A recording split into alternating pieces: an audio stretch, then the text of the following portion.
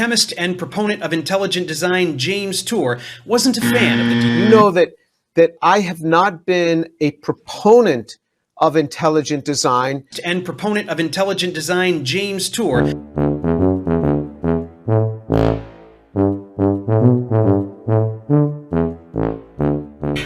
I just thought it'd be fun to have like a little persona, Professor Dave. It's just a little name. I don't have a PhD in chemistry or anything, but I, did work in, I took courses with laboratory components as an undergrad, and then I did most of a master's in synthetic organic chemistry. But I didn't really last long. I dropped out in my second semester. I wanted to move up to San Francisco and play music, and then I moved down to Los Angeles again for music opportunities. But I eventually got this teaching job for organic chemistry at this little trade university. It was a pretty lucky break because with a bachelor's degree, I was only supposed to teach the laboratory portion.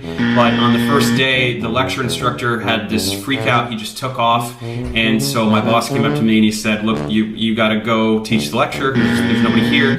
They offered me the job permanently, but contingent on me getting a master's at the same time. So I went over to Cal State Northridge to give a second shot at a master's degree in chemistry, and found that I really, really hate it. I really didn't like it at all. Do not enjoy doing chemistry. But through a bunch of bureaucracy, quite frankly, I lost that job, so I had to withdraw yet again from the master's program. A lot of you ask very incredulously, "Are you a real professor?" I sit literally in this room like 60 to 70 hours a week, and I chose the name really without much thought. It was kind of tongue-in-cheek, to be honest. I just thought it'd be fun to have like a little persona, Professor Dave. It's just a little name. They offered me the job through a bunch of bureaucracy. I lost that job. I chose the name.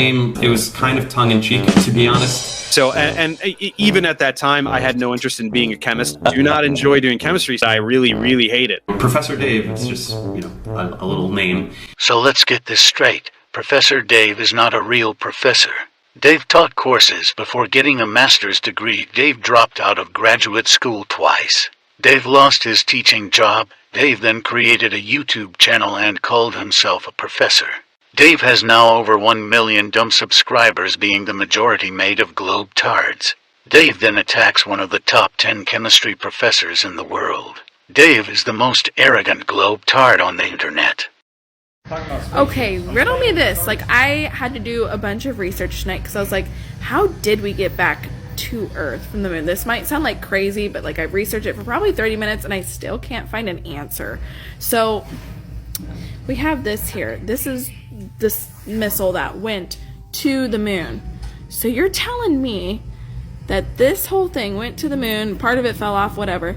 This thing right here is that picture that you see on the moon, but it came out of here and perfectly landed on the moon, standing up when there's very little gravity? That makes no sense. Can somebody explain that? Second of all, this little cone tip here is how we got back, apparently. But how did we get back? Did it launch? It can't just fall off the moon and go into the Earth. That's not how it works. You just float around if there's no gravity in space. I'm not buying it, man. They don't have the technology to build something on the moon to launch this thing. And what happens if they got stranded up there? Nobody would have known they were gone. They would have just been up there and that's it. That's too risky. I'm not buying it. Can somebody explain this in real terms? Because I've done research and I can't figure out how it makes sense. They want us to believe that this object right here is over 800 million miles away. And yet, we're able to see this kind of detail with an amateur telescope. Now, granted, it is a very nice telescope, a very expensive telescope. But still, 800 million miles away, do you realize how far that actually is? You can't even comprehend such a distance. Your mind cannot even process or imagine such a distance, let alone see something from that far away. And second of all, they want us to believe that that red spot right there is bigger than the entire Earth. That is about the dumbest thing I have ever heard of my entire life. Oh my gosh. If you believe that, you will believe anything. You really will. You'll believe anything. That's why people are lining up to get these clot shots, because they believe anything men in white coats tell them to believe. It's called faith. You're in a scientific cult religion, and you've been deceived. All of us. We've been deceived our whole lives, but the difference in most of you guys and us is we're starting to realize it. We're uncovering the lies and exposing the lies and realizing the truth.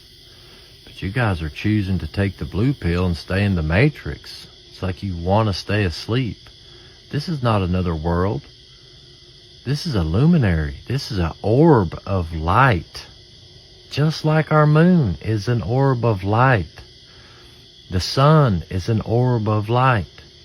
The sun is to rule the day, and the moon and the stars rule the night. But this is a very beautiful shot of Jupiter here, I must say. Just remember, it's okay to ask questions. In fact, question everything. Stay safe, and God bless. What do you mean, bro? They shoot rockets into space all the time. No, they don't. No, they don't. Yeah, they shoot it into the Bermuda Triangle area. Hold up. If you're standing there and looking up, obviously it looks like they're going straight up, but they never go straight up, guys. They never go straight up. Let me tell you another little fun fact real quick. Walt Disney has partial ownership of NASA. It's an actual picture of the Earth that they photoshopped with that word in it, just like Disney does, right? Walt Disney. And he has access to Hollywood Studios, which is where they filmed the moon landing. And he's not even trying to hide it. He's not even trying to hide it. Come on. You can't leave the firmament because there's nothing but water up there. All the planets and stars we see look like that. It's a light glimmering through water.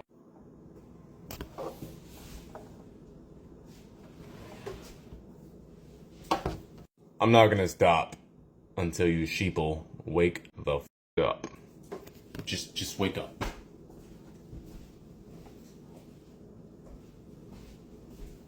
This is what it would look like living on a ball orbiting the sun at 66,000 miles per hour while shooting through the Milky Way at 500,000 miles per hour as it moves 1,200,000 miles per hour through infinity.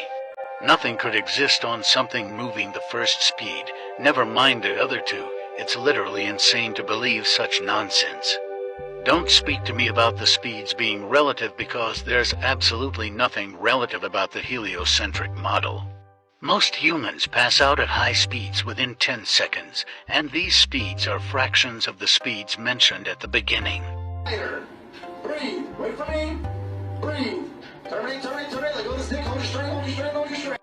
You literally wouldn't be able to exist in the heliocentric model. The entire concept is an insult to intelligence and a mockery to the Creator. Right. This rabbi knows the earth is flat. He knows scriptures does not support a spinning bowl earth is space. Originally, the moon and the sun were the same size. That's originally. Eventually, very soon, all the misconceptions, what people think, will be obvious to us. People think that the sun is 99, million kilometers away from us? 99,000 light years away. Somebody went with a tape measure and measured it? What kind of nonsense is that? There's no such thing as space.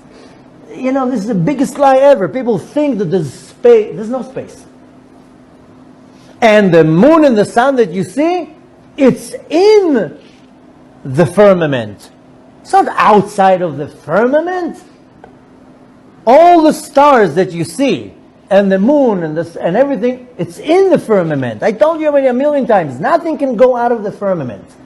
They're telling you that people landed on the moon, people that they found things on Mars. What kind of nonsense is that? Somebody today sent me a video that was, you can find it, if you want I'll send you the link, from WikiLeaks, showing the entire production that they shot in the desert in Nevada of the people walking on the moon. You see like the whole production.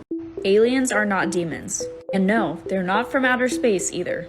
The modern day church likes to preach that the Old Testament is not relevant today. But oh boy, is the modern day church wrong. The scariest thing to me is just how little the modern day Christian reads their Bible, and especially how little they read of the Old Testament, where it literally says in Genesis 6 just how the Nephilim were created.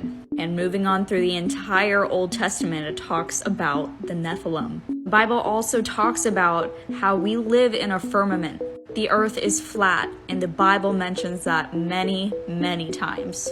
And that's just not up for debate. There's a very important thing to know about this stuff. When the modern day Christian finds out that our earth is flat and that aliens are Nephilim and that they are still walking among us, an entire paradigm breaks. Because science cannot comprehend a flat earth, and science could never explain how Nephilim exist.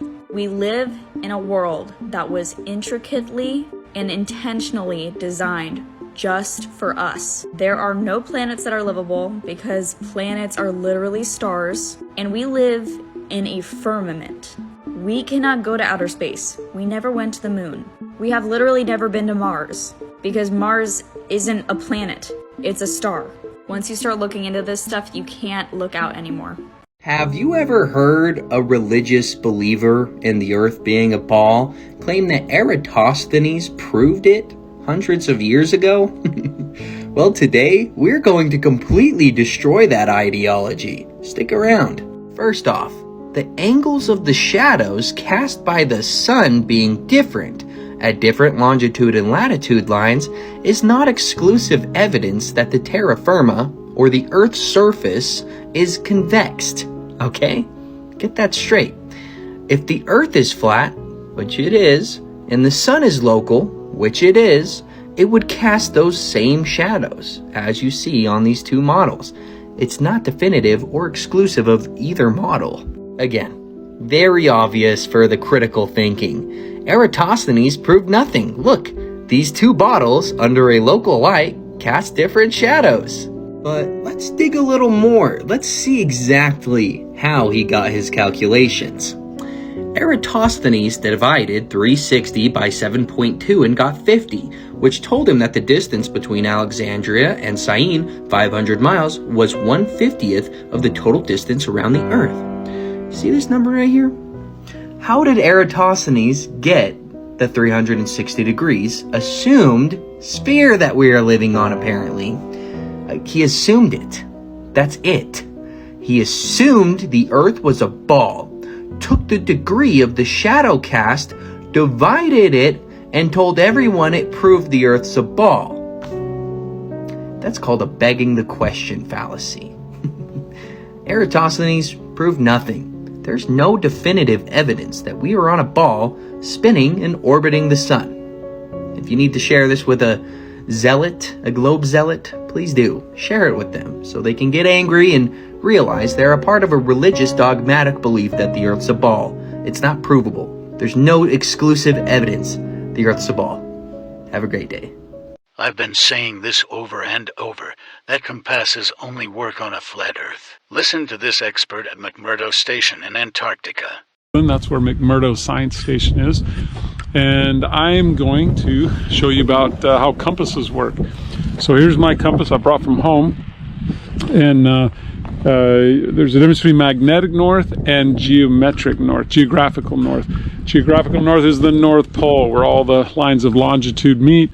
The magnetic south pole is going to be where the magnetic pole lines up. And it just so happens that the magnetic south pole right now isn't even on the continent of Antarctica. It's off of Antarctica. And there's a thing called declination. That's the difference between the two, geographic and magnetic. Currently, it's about 140 degrees difference, which means that if your compass did work, it would lead you in almost the complete opposite direction. So I thought I'd show you this though. Here's my compass, and you can see that white needle is pointing down. Look at, as I'm rotating around, that compass doesn't even spin. The needle stays the same. That white needle is dragging down on the bottom of the compass. So kind of fun to play with, but not real useful. I mean, you could rotate it around and try to get that off of the bottom of the compass, but for the most part, not real useful. Now we have a GPS here. Show you my GPS. It has a compass on it, compass page. And the key thing you need to remember with the GPS is you got to be moving if you want to get the direction that you're going. So if you'll look at this, you can see we're headed about in a southwest direction. And if you look out, you can see White Island and Black Island. And right between those is where the South Pole is. So as long as you're moving, the GPS compass can be reliable. We've used it out in the field on this trip. When we get dropped off by helicopters, we use GPS to know where we're going and how to navigate back and where we're going to get our samples from. If we have any special finds, then we'll mark them with GPS. If we find like seal mummies, dead seals that dry up, possibly hundreds of years old, we'll mark those with GPS. So the Earth is flat, right? Ever wondered why all airplane flight paths are curved on the map? It's to fit the round Earth narrative. But here's the kicker. Check any flight tracking app during a long-haul flight. The path is always straight. But hold up. Don't let a TikTok tell you what to believe. Research, question, learn. It's your world after all. The Flat Earth map dates back over 1,000 years. This map is credited to being created by a Persian astronomer, Al-Biruni, who lived between 975 AD to 1048 AD. It's the official map of the United Nations and also the United States Geological Survey. It used to be present in many places before the creation of NASA and the Antarctic Treaty in 1959. Here you see it with Admiral Byrd. This map has been restored by Dmitry from Russia with suggestions of mine, Eddie Alenkar.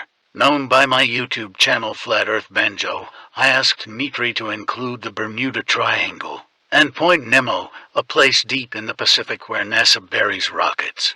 Then Robert Tozzi, a professional mapmaker, came along and enhanced the map even more. There are many people now selling this map online, but I would greatly appreciate if you can order it from my store. Doing this, you can support this Flat Earth channel a great deal. Thank you so very much.